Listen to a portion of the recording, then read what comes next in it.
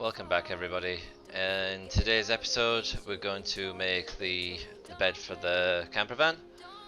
Now I've decided to do a fold out camper bed, so the top of the bed will fold out with an extended leg on it, and the width of the bed will be 120 centimeters and the length is 180. That's the max length we can actually physically get into the vehicle. That's 10 centimeters short of a double.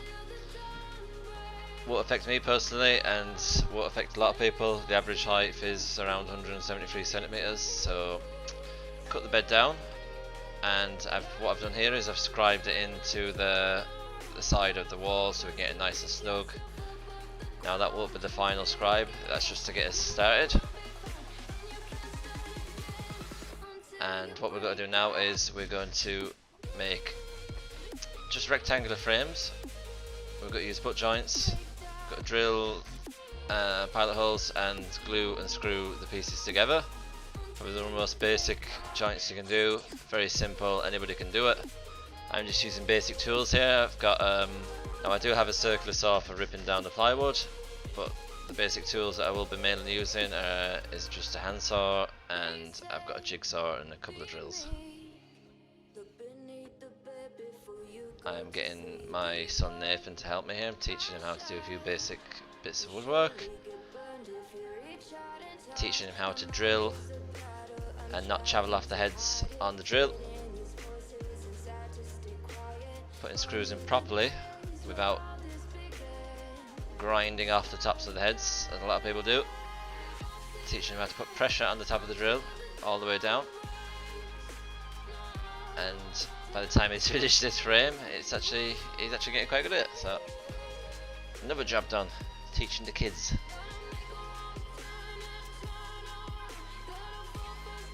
Just teaching him as well to keep all the joints flush. And he didn't know what the word flush meant, so explaining that flush means that the two pieces of timber, the face and the edge, are matching each other smoothly. So you can run your finger down it and it should feel like no joint there at all. That's flush.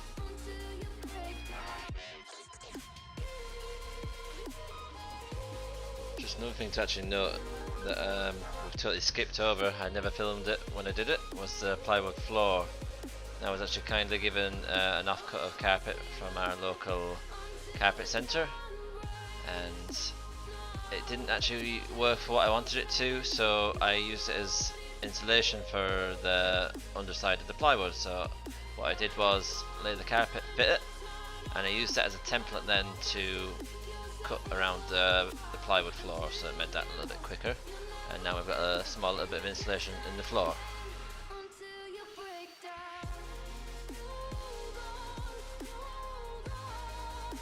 Just teaching him as well to flick the glue bottle down the way to bring the glue to the end of the bottle, so you can just squeeze it out a lot easier.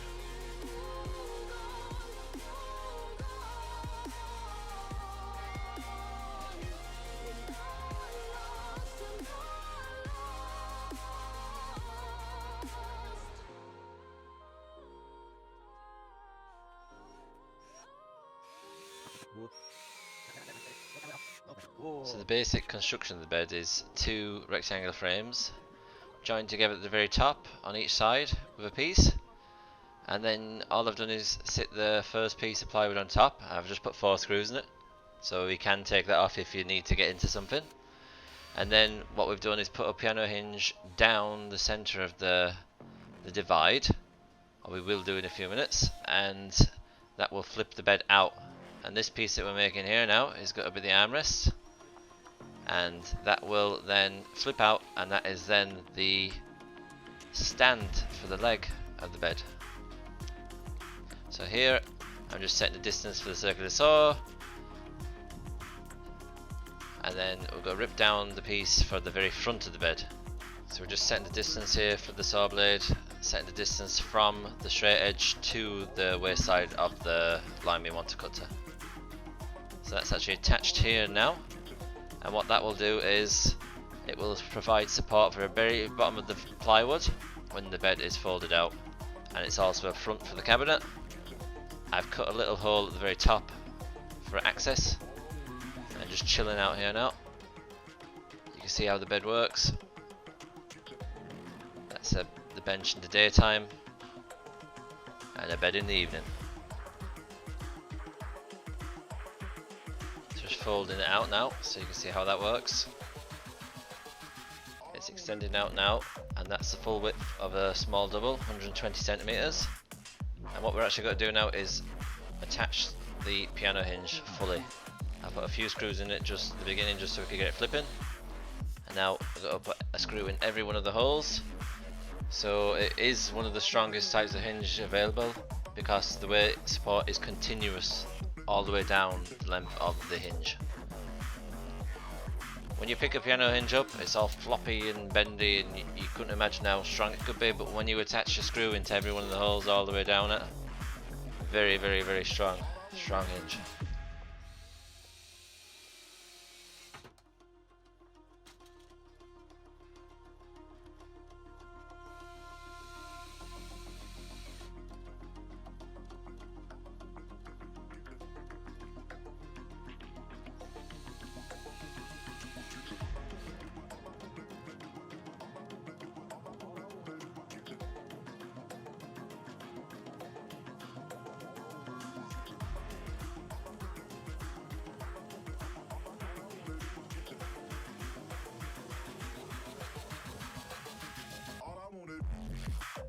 So I'm just finishing off the little access hole that I've created at the top of the bed. I'm going to put a little door in it later on, but I'm just screwing and gluing some surround pieces to the opening, and we'll finish it up with a door and some cabinet hinges later on.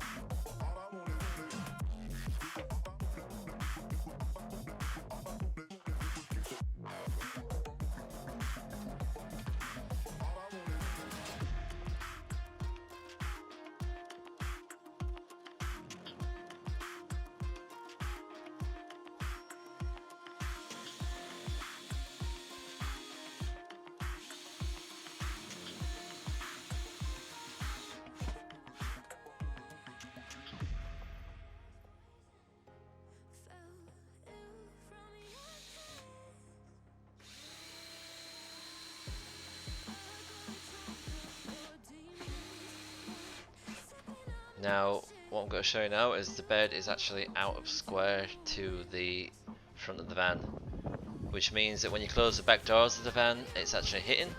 So what we need to do is try and square it up as best we can, so that when we fold out the bed, it's square to the front divide of the van. So I've got to rescribe it. Now bear in mind I do have 2 centimeters to play with, so I'm going to rescribe it, cut it, and refit the bed, and it should be square then once we finish this. So just jigsawing out along my scribe line, and when that's done, we'll push the bed in and see how it fits.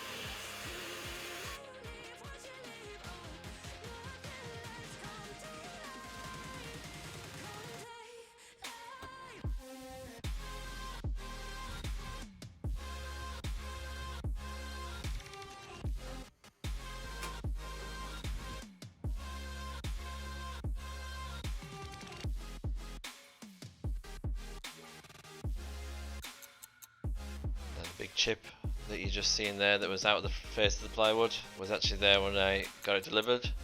That's not something that I have done, just to point that out. I'm not that rough.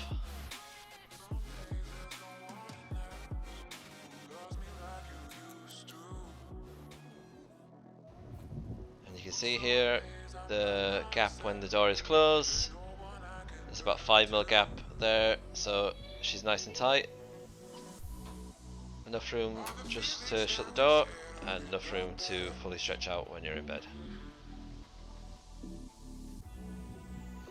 Now, just to point out one thing, I had to shorten down the armrest or the foot leg of the bed because it was actually fouling on the driver's seat when you reclined, and it was fouling on the rear door hinge when you went to shut the bed. So I've had to shorten that down and then refit that. And what I'm doing here is I'm just covering up the front face of the armrest slash leg of the bed with some 3mm ply. I've had to put a piece in the middle just because I didn't have enough plywood to do it in one go, and I needed something to support it in the middle.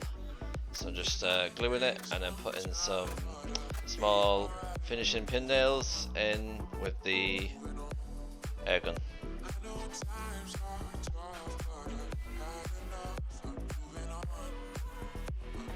And when that's done, I'm going to do the exact same on the other side just to make a nice neat job.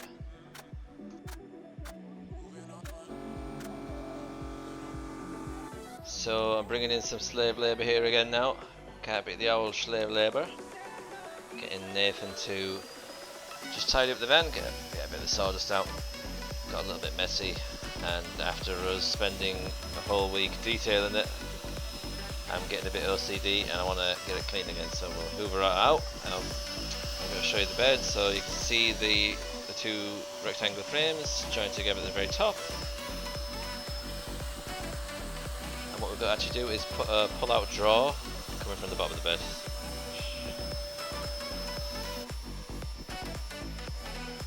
And what we've got to do here is, while Nathan's hoovering up, I'm just going to insulate the back panels on the doors of the van on both sides. And the only thing left to insulate after that will be the sliding door on the side.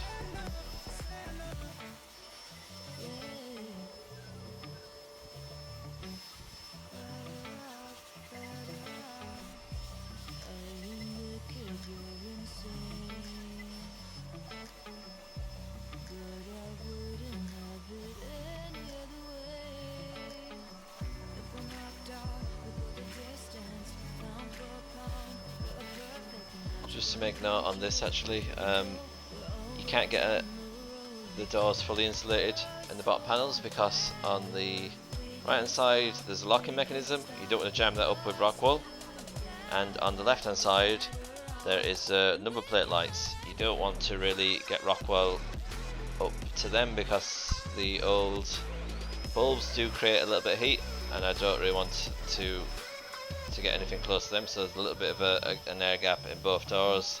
Not much you can do about that, that's just the way it is. I shouldn't be expecting too much from it, really.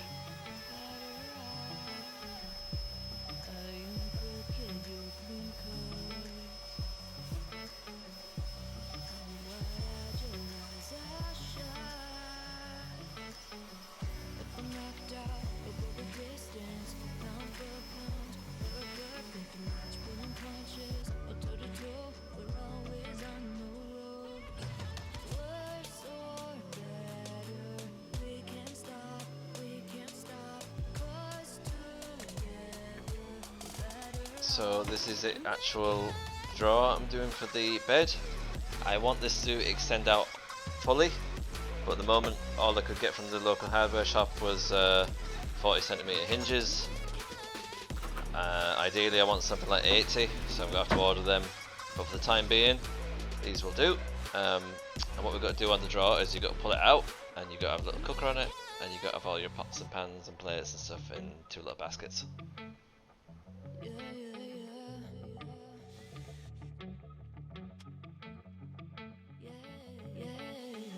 Just note another thing as well, I'm actually setting back the hinges the width of a piece of plywood, so it's 12mm, because this will actually be the face of the drawer. You set your hinges flush to the front legs, you won't be able to get a face on the drawer without it sticking out whatever thickness the drawer front is going to be. So set it back the thickness of the drawer front, and you can fix your drawer front to it then when you're finished.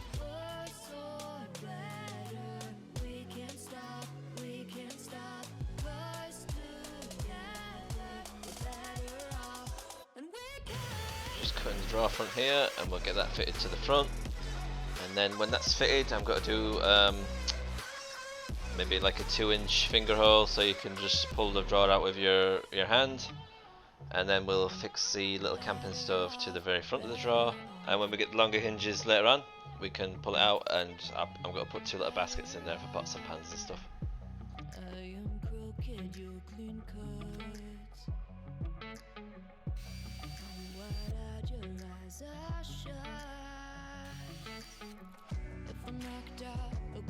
So now what we're going to do is finish off the back of the bed. I'm just going to put a piece of Freemel ply, and I just got to put 2 battens down the back of it and just nail it in. It's probably the simplest way of doing it. I should have really thought about it before I did the bed, but the gift of hindsight is sometimes better than anything. I've got to put a little sliver down there. Just putting the panel in here now. Just go get a piece of 2x1 and rip it down and use it as like a stop block. And that's a little corner piece put in. And what I also did was I got some more Freemel ply and just put it on the very back of the drawer. So this has got to be like a place where you can store long items. You can store them above the wheel well, kind of push them all the way in, umbrellas, tents, whatever. And this is the finished bed really. Now there is a couple of bits left to do on it. I'm just waiting on stuff to come in, so we'll have to wait for that to come. This is the drawer for the cooker and the pots and pans and stuff. It slides out. Now I do need longer storage rails. That's got to be where I put the pots and pans. Slides back in. I did put a stop there to stop the cooker moving round.